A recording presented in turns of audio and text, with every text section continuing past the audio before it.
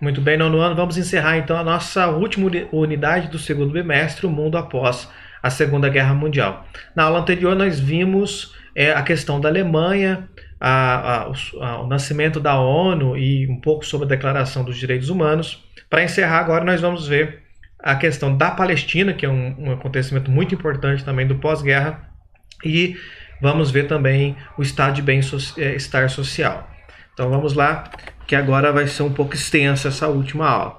A questão Palestina e o Estado de Israel. Gente, o tempo todo sai nos noticiários conflitos envolvendo palestinos e israelenses. Esse conflito entre Palestina e Israel já perdura por décadas e, claro, acentuou com a criação do Estado de Israel, que não existia até 48. Então, em 48, o que vai acontecer? Vai ser criado o Estado de Israel, o país de Israel. Vamos entender por que foi necessário criar o Estado de Israel, ou por que foi criado o Estado de Israel. Onde hoje fica Israel, a região lá de Jerusalém, que é conhecida pelos relatos bíblicos, é onde tradicionalmente formou o povo judeu. Então, o povo judeu, os que são descendentes do antigo povo hebreu, que está lá narrado na Bíblia, nasceu naquele território. Acontece que lá por volta do ano 70 depois de Cristo, os judeus que moravam ali, que sempre moraram ali, se rebelaram contra o Império Romano. O Império Romano dominava todo aquele território, eles se rebelaram contra o Império Romano, tentaram expulsar os romanos dali, mas eles não tiveram força suficiente para enfrentar os romanos, e aí os romanos acabou expulsando os judeus do seu território.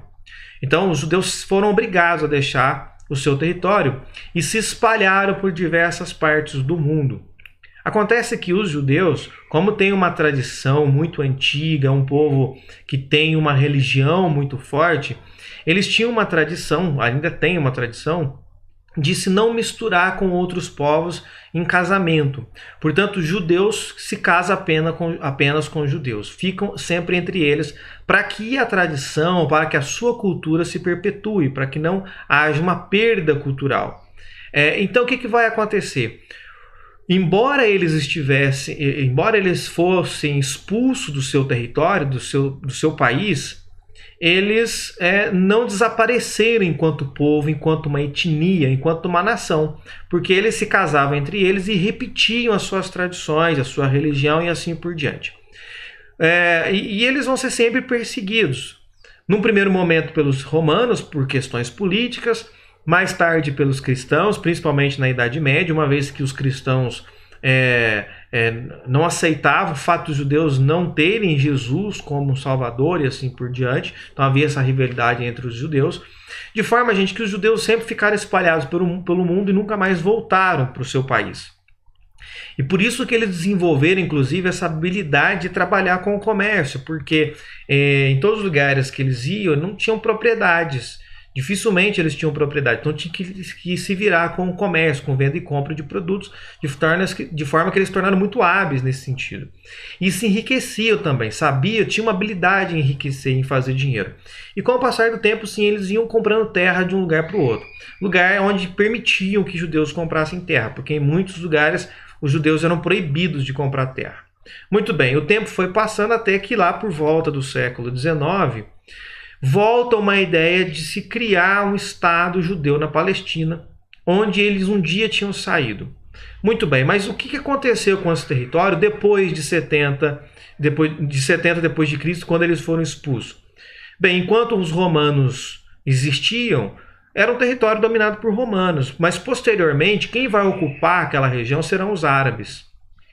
E os árabes vão ocupar esse território, gente, e vão ficar lá por mais de 1000 anos. Então os judeus saíram em 70 depois de Cristo, depois disso apenas os árabes ficaram ali. É um território muito próximo da Península Arábica, muito fértil inclusive, muito próspero, e os árabes ocuparam esse território, tá certo? Então fica essa discussão de quem é dono da terra. Os árabes dizem que é dono porque a terra estava vazia, eles ocuparam, então portanto eles são donos, era uma terra vazia, eles ocuparam. Os judeus vão dizer que historicamente aquelas terras eram deles, porque antes da chegada dos árabes a terra já era deles. Mas eles foram expulsos de lá. Enfim, quando chega no final do século XIX, e fortalece um movimento chamado de sionismo, que é um movimento que defendia a volta para Sião, lá em em Israel tem lá um monte chamado Monte de Sião, tudo mais. Então esse retorno para Sião, chamado de sionismo, então, defendia a volta dos judeus para aquele território e a criação de um estado, de um país para os judeus, que até então não tinha território, estava espalhado pelo mundo. Agora, é claro que quem estava morando naquele lugar são os árabes e árabes palestinos, não querem que se crie um Estado de Israel lá, porque ao criar um Estado para os judeus, evidentemente que eles serão expulsos de lá, eles vão sair da sua própria terra. Estão lá há gerações e terão que sair de lá. Então, os palestinos que habitavam aquele território há muitos séculos não querem sair. Bem, no final do século XIX, qual a estratégia que os judeus adotaram? Os judeus, como tinham dinheiro, muitos eram ricos, o que eles faziam? Eles voltavam para Israel, para onde hoje é Israel, ou seja, voltavam para a Palestina, compravam terras.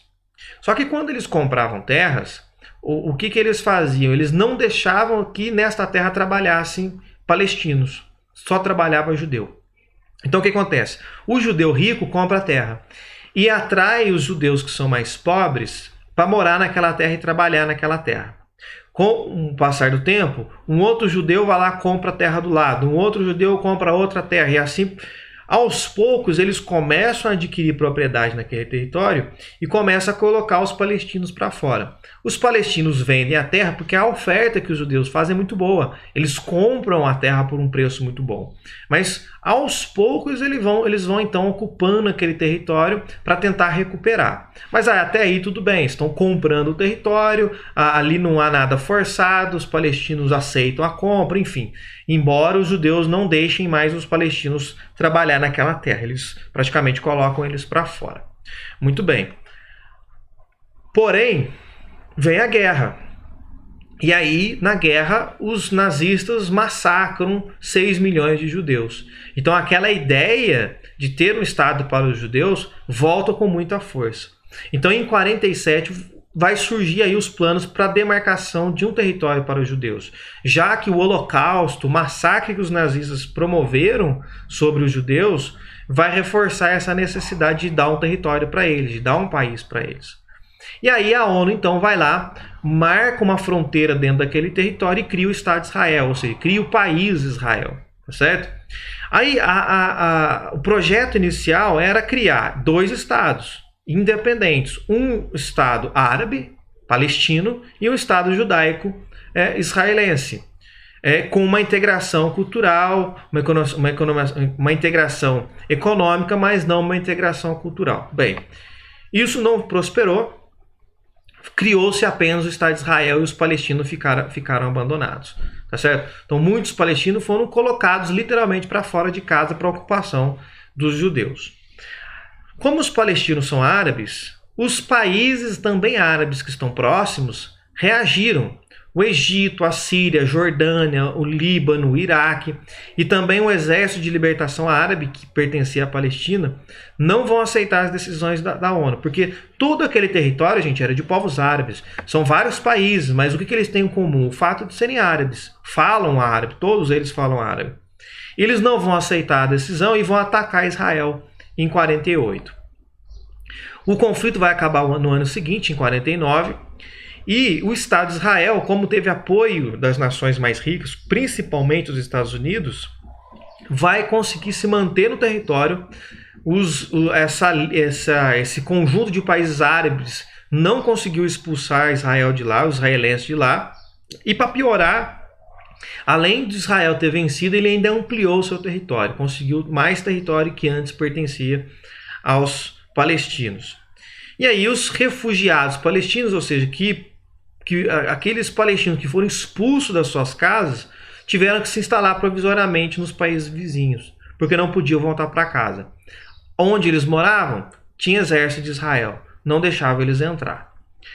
Bem, e aí eles precisavam recuperar esse território.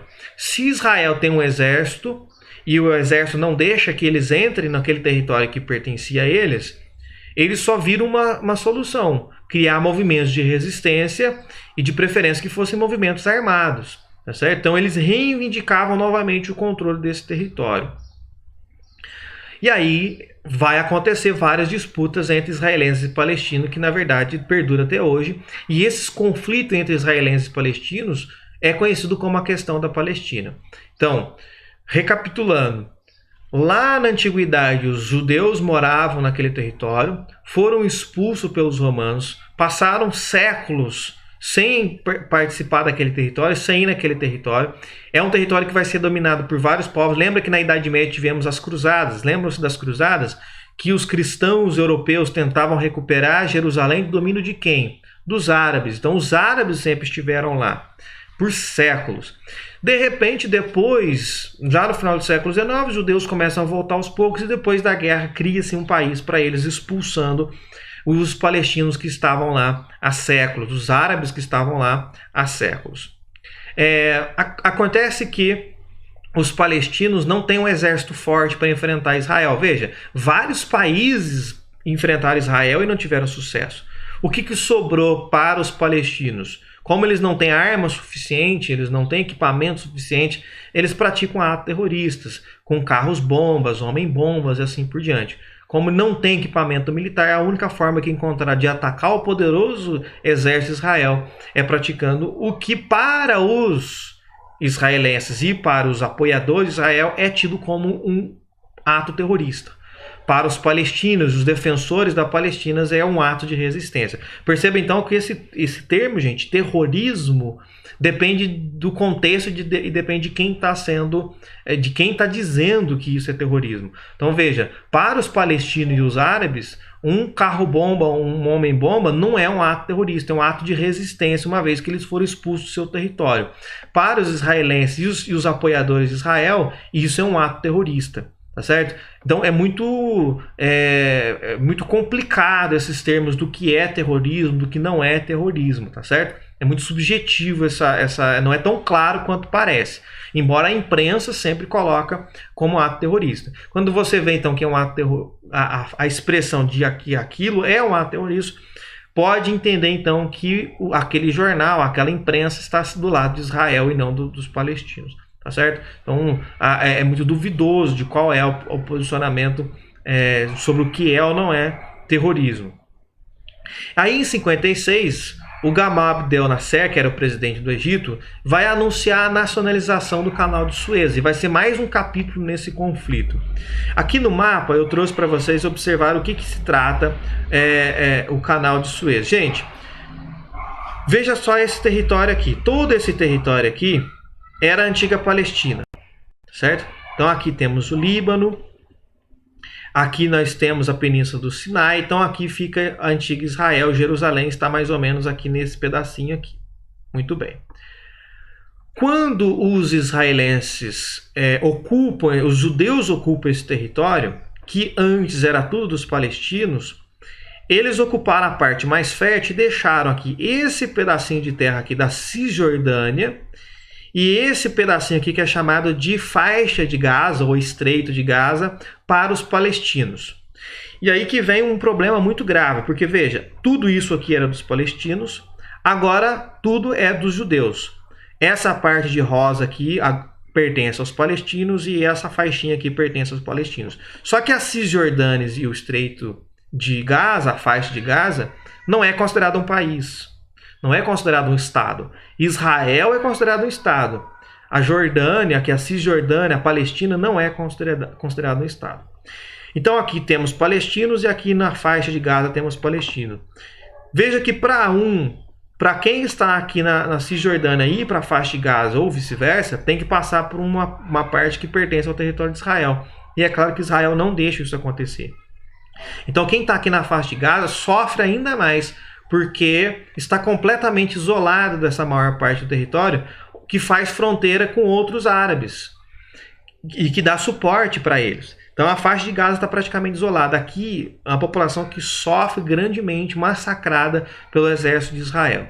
E até há uma grande crítica sobre isso, gente, porque muito do que os judeus sofreram na Segunda Guerra Mundial fazem até pior com os palestinos. Por isso há uma crítica muito grande entre essa disputa de Israel e Palestina. Tá certo?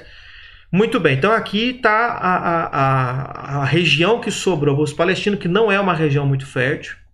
e a parte mais fértil que ficou para Israel, que é um país que é muito rico e é um país que tem um turismo muito forte, uma vez que Jerusalém, por exemplo, é uma das cidades mais visitadas do mundo.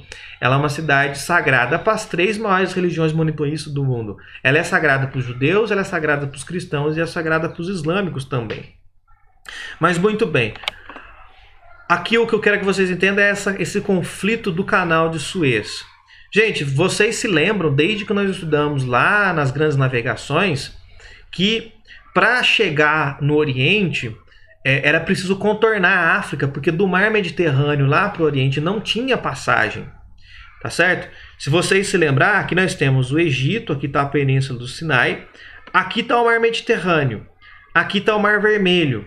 Se descermos aqui para o Mar Vermelho, nós vamos chegar aqui no Golfo Pérsico e saímos lá no Oceano Índico. Vamos sair lá no Oriente, próximo da Índia, da China e assim por diante. Lá no século XIX, quem vai ocupar o Egito vai ser a Inglaterra. E a Inglaterra vai investir uma fortuna para criar o chamado Canal de Suez, que nada mais é que uma ligação aqui do Mar Mediterrâneo com o Mar Vermelho. Com esse canal, perceba que não é necessário dar aquela volta gigantesca na África. Para ir para o Oriente, basta passar aqui pelo Canal de Suez.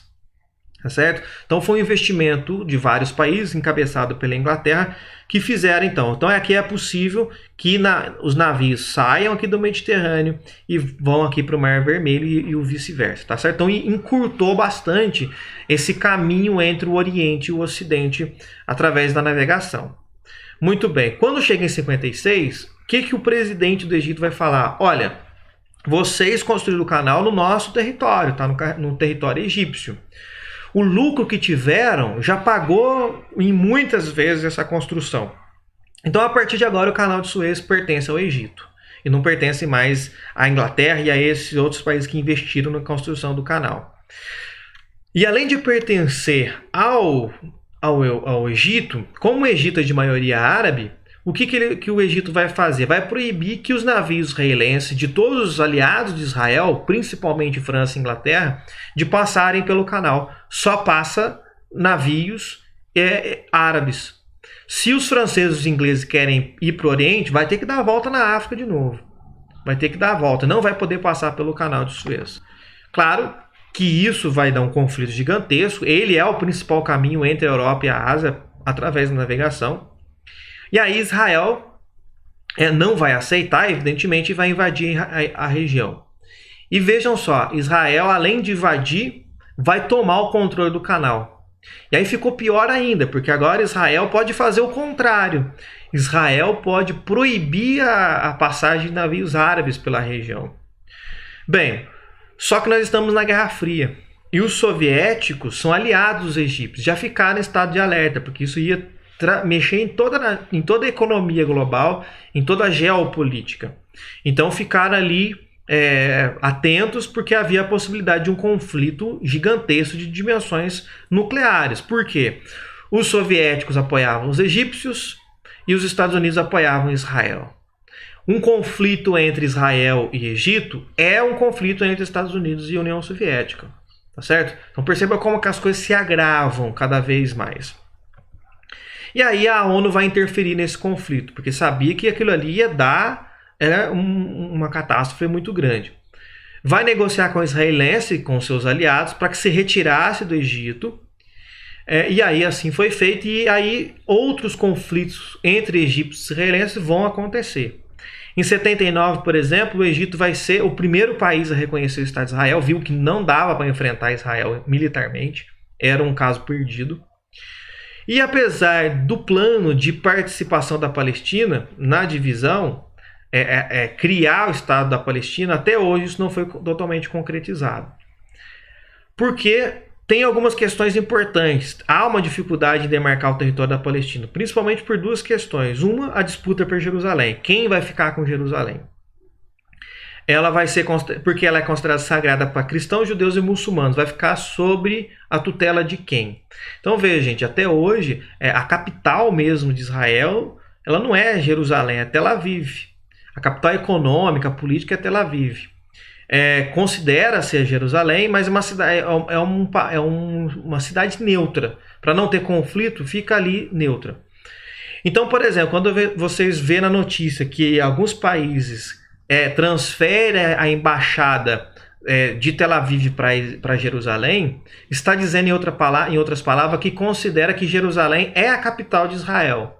E está ignorando, então, os árabes, que enfim, é de grande maioria islâmica, tá certo? E dá um peso maior para Israel. Então, por exemplo, os Estados Unidos fez isso recentemente, porque tem interesse na região, tem interesse geopolítico na região, de querer transferir a embaixada dos Estados Unidos de Tel Aviv para Jerusalém, reforçando esse apoio a Israel e demonstrando que acha que Jerusalém deve ser a capital de Israel. O Brasil foi atrás, porque o Brasil copia o que os Estados Unidos faz, sabe-se lá por quê, qual é o interesse que o Brasil tem em arrumar problema com essa região. Para nós não é vantagem, porque Israel é um país. Os países árabes que não aceitam esse tipo de coisa são muitos. E os árabes são nossos parceiros econômicos, nossos parceiros comerciais. Os árabes compram muito produto brasileiro. Arrumar problema, apoiar Israel é arrumar inimizade com os árabes. Não é uma boa ideia. Mas enfim, são questões de escolhas políticas.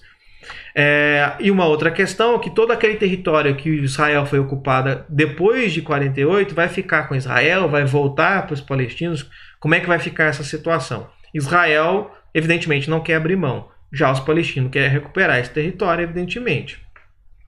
Bem, teremos vários movimentos de lutas pelo reconhecimento do Estado palestino.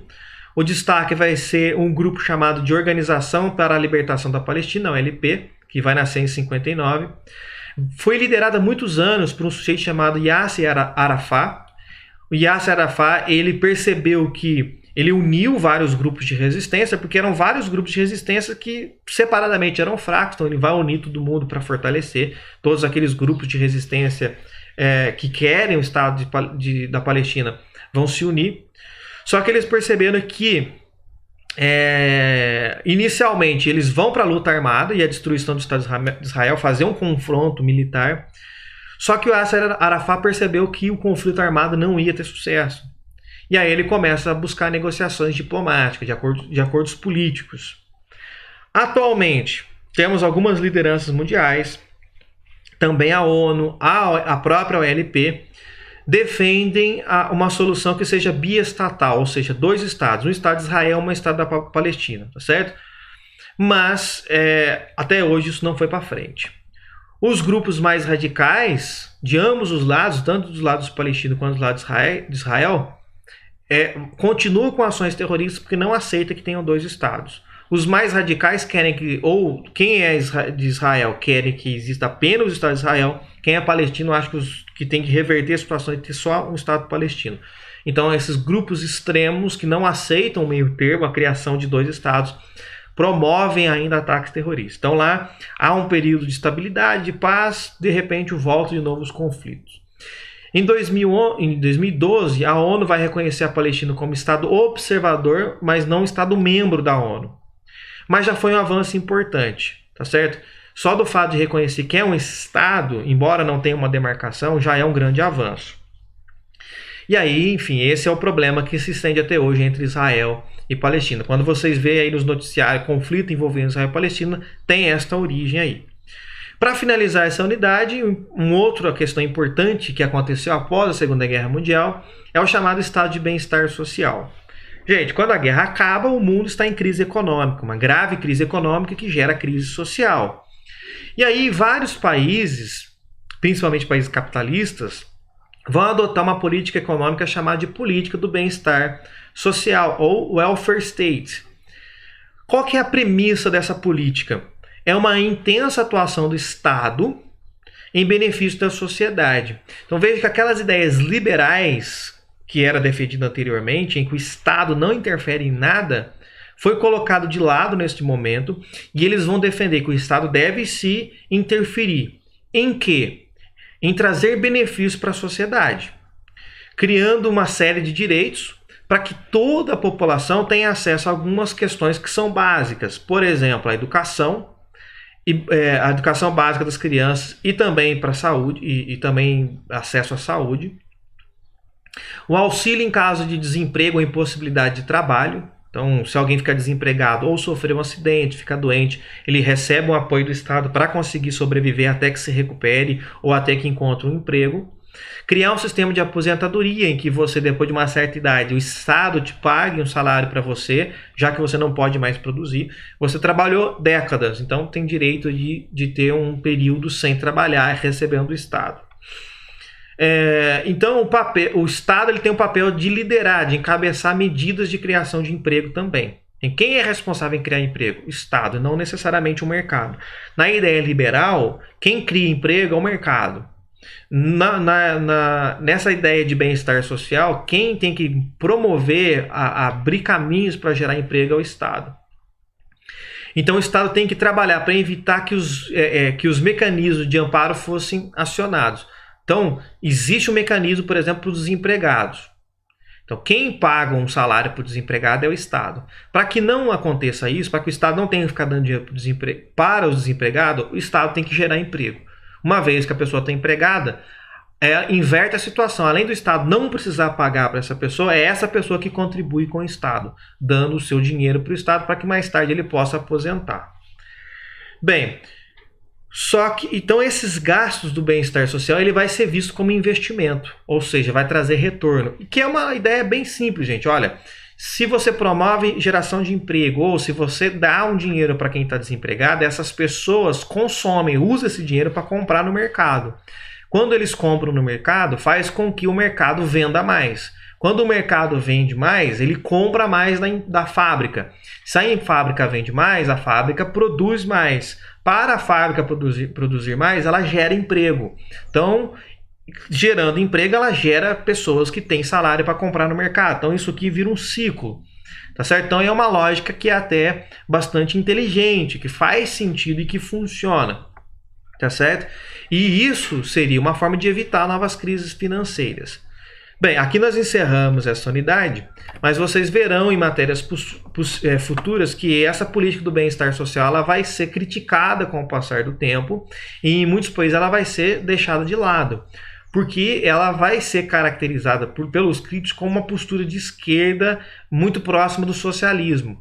Eles vão entender que o Estado promovendo essa distribuição da riqueza é como se fosse lá no socialismo, dividindo a riqueza, tirando dos mais ricos e dando para os mais pobres. Enfim, haverá essa crítica de política do bem-estar social, que em alguns países ela deixará de existir, certo? Mas isso é assunto para uma próxima unidade. O que nós tínhamos que saber sobre esse mundo pós-guerra era isso.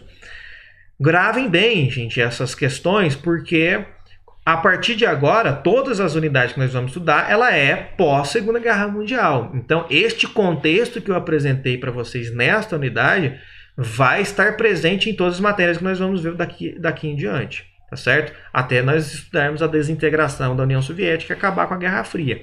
Mas muitas das unidades que nós vamos estudar a partir de agora é contexto Guerra Fria. Este pano de fundo que eu apresentei nessa unidade vai estar presente nas próximas. Portanto, ela é importante, ela é necessária para vocês entenderem as matérias que virão a partir de agora.